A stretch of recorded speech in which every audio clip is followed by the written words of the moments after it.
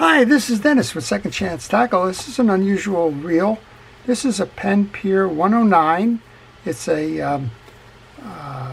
kind of a direct drive reel with a star adjuster, in that when you go to cast, this is going to move backwards. Unfortunately, this reel is jammed up. It's not reeling much of anything. We're going to try and figure out what's going on here. It could be very simple, and I'm always a fan of simple. But we're going to take this reel apart, we're going to try and service it, and we'll get it back together again. What I'm noticing here is that this pawl carrier is, well, it's proud. This should be tightened all the way down. My guess is that somebody who's had this reel apart did not set that pawl properly, and, well, that's just caused the issues here. So let's take this reel apart, let's see what's going on, and let's restore this reel so they can go fishing again. The first thing we're going to do is remove the exterior pieces and parts. That starts with this handle nut, and this handle nut is a 7/16, if I remember correctly. Yeah, it is.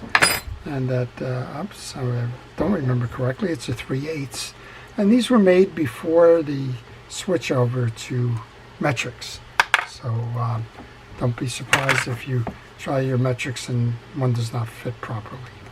I'm going to take the star adjuster off next, and you can see how it backspins, so we're in pretty good shape there. It does have an anti-reverse, but when you go to cast, it's going to cast like a knuckle buster.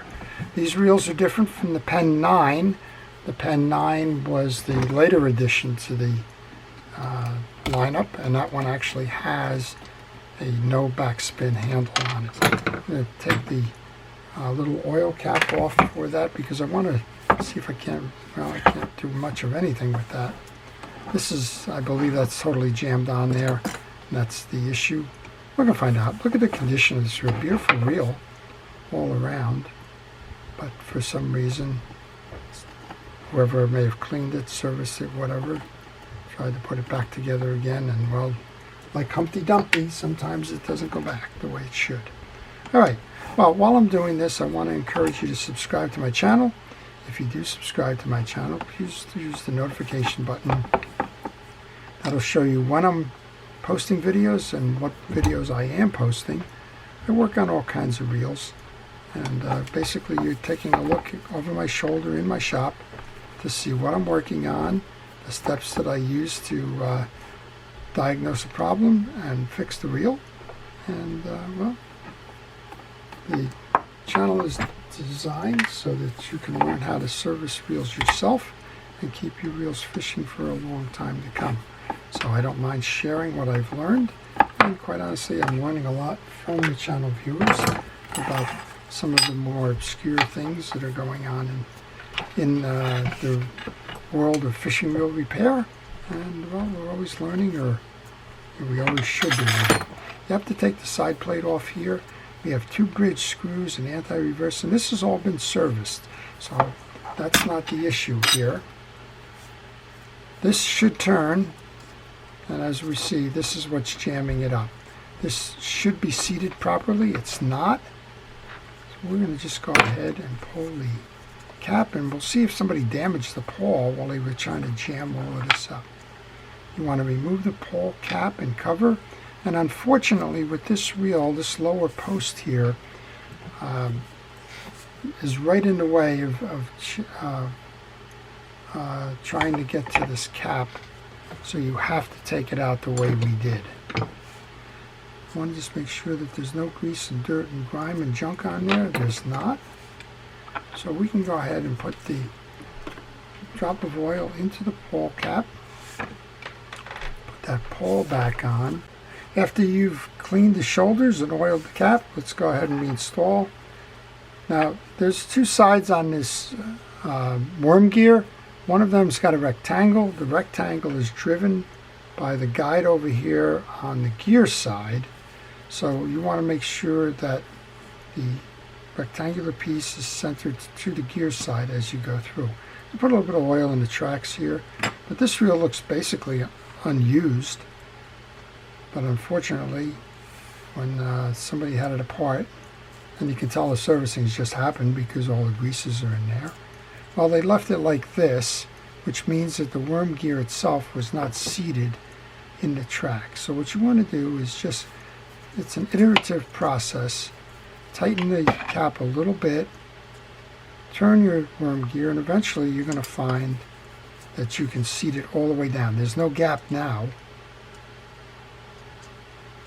Tighten it fully, and now you've got it working in the gear. So what was happening is the reel was trying to turn the worm gear, but the pawl being misset was actually locking it in place.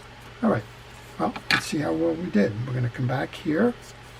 As I mentioned, this has all been serviced, but hey, we can take it apart, show you a little bit of this anyway. I don't know who did the work, didn't understand that piece belongs there. But if you have a 109, you're going to remove these two screws to remove the bridge.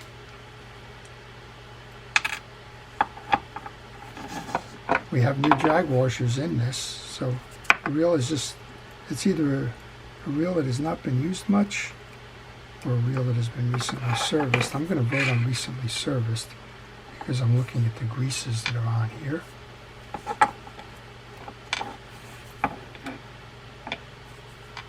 Okay, so just to show you the inside and how that comes apart, how it goes back together again, we have a dog, a spring, the worm gear, line guide, the shield. There's one more piece here, and that's the drive for the worm gear. And again, this is pretty much new grease, so whoever did this just didn't get the dynamic of that piece. There's one more screw here for the bridge. Since we have all the components apart now showing you, I'm just going to put a little bit more grease onto the main gear. The pinion gear is actually part of the spool assembly, which differs. You don't have a yoke involved in this reel at all. You want to take your main gear assembly then and bring that in. I'm going to leave that bridge a little proud right now. Next up is going to be your dog assembly. That goes under the stud of the eccentric, on the stud here. And we have this big spring that's going to keep the tension on it. Be careful as you load it in, but the spring belongs in that cavity right there. And then I like to hold that assembly while I turn the bridge plate here,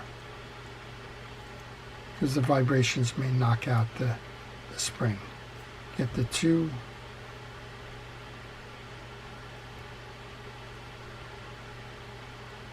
one more turn.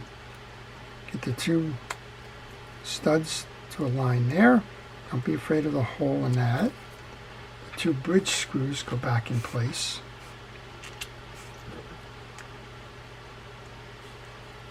So sometimes it's obvious to some folks and not obvious at all to others in terms of what the issue is with the wheel. But I guess the second pair of eyes help. Yeah, this has all been cleaned up. I'm going to put a little bit of grease into the bearing for the spool. This will come off. Doesn't look like whoever did the work the last time took it off. We're going to put some grease onto the shaft here. That locks in place. So as I mentioned, there's no yoke assembly here, so this will spin backwards. This is a later version of the reel. I'll go load that in. Then the next thing up, we got to get the ring for the assembly here. Okay, before you go any further, after you've installed that side ring, just make sure it's working. This one's working fine. Both sides. Okay, let's come back then and reset the base of the reel. I'll start with the spool going in the side plate. And we want to put our side plate together. Merge your spool. and then align your holes.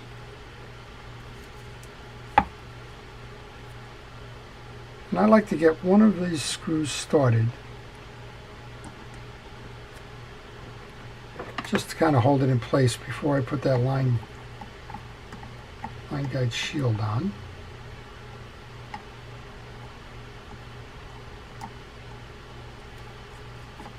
Just a little bit. Two sides to the line guide, one is long, one is short. The short side faces out. 2 pinholes in each side plate to accept those. When you have that in place, go back and tighten that screw up so that it holds it better. There's 2 short screws that go to the lower case. Make sure that you keep pressure on this as you're mounting and pull it in. There you go. Make sure that it seats in that worm gear. All right, last piece then. The handle screw, and a final test.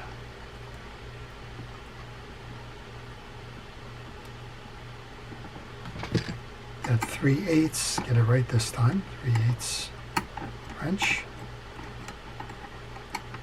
Tighten that down. Let's give it a test. Turns nice and easily and free.